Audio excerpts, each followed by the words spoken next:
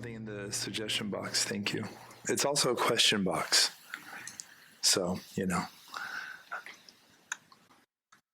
The question is, why do you bow? I've seen this done in a few places. It's nice, but I want to better understand it. Thanks. That's very sweet. Thank you, anonymous person who put that in there. Why do I bow? That's a good question.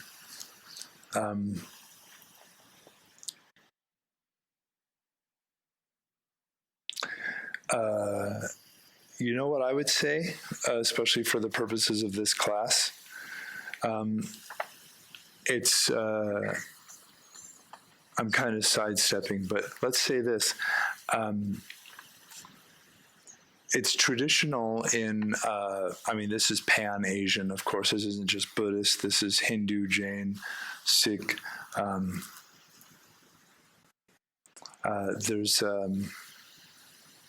Bowing is very common.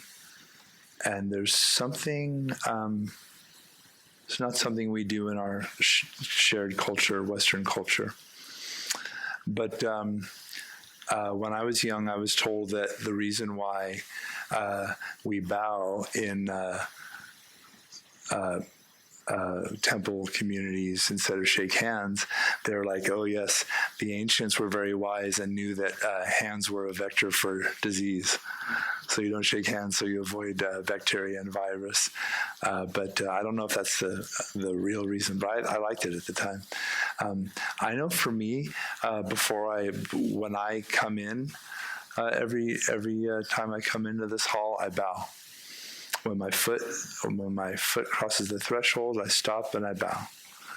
And there's just, I don't know anything that collects me faster. It's like a physical shorthand. It's like a physiological cue. If anybody here been in martial arts? I see some of you look pretty yoked. Yeah, I've seen some of you. So, there's different kinds of bows. Usually something like this.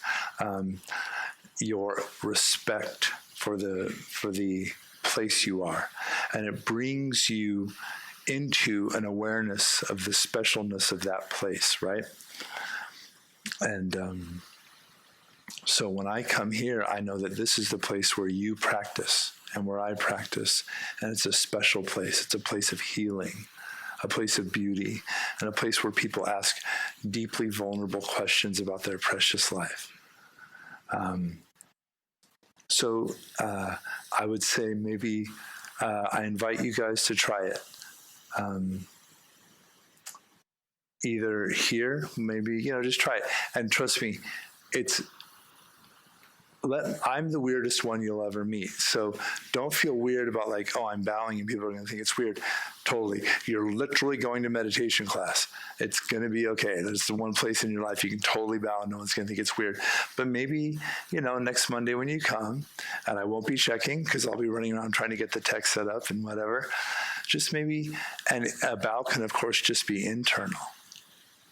Like for a while I was too shy to bow here.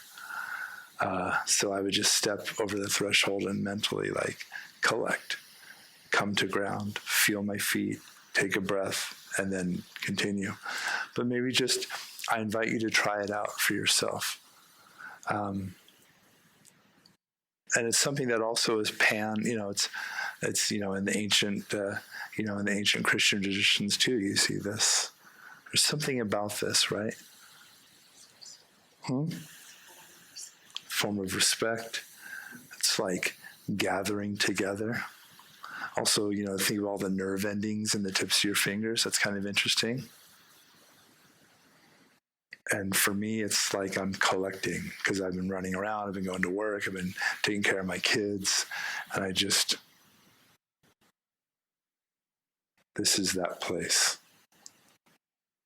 So maybe in your own life too, think about a time and a place when you can bow. Think your life is sacred. I don't know if I said that tonight. It should be every damn thing I say. Your life is sacred. It deserves your most clear, reverent attention. Not a lot of bowing in the grave. Do it now. Your life is sacred. So maybe in your life, find a place when you can bow. Pick a place and just try it out. Maybe even tonight at home, right before bed. I can imagine fewer places more important to a good life than a bed. Sleep, rest, love, connection. And just ask yourself the question, why am I bowing? Maybe who am I bowing to? What am I doing? And I'll let you let me know how that works out for you. But thank you so much, whoever wrote that outstanding question. And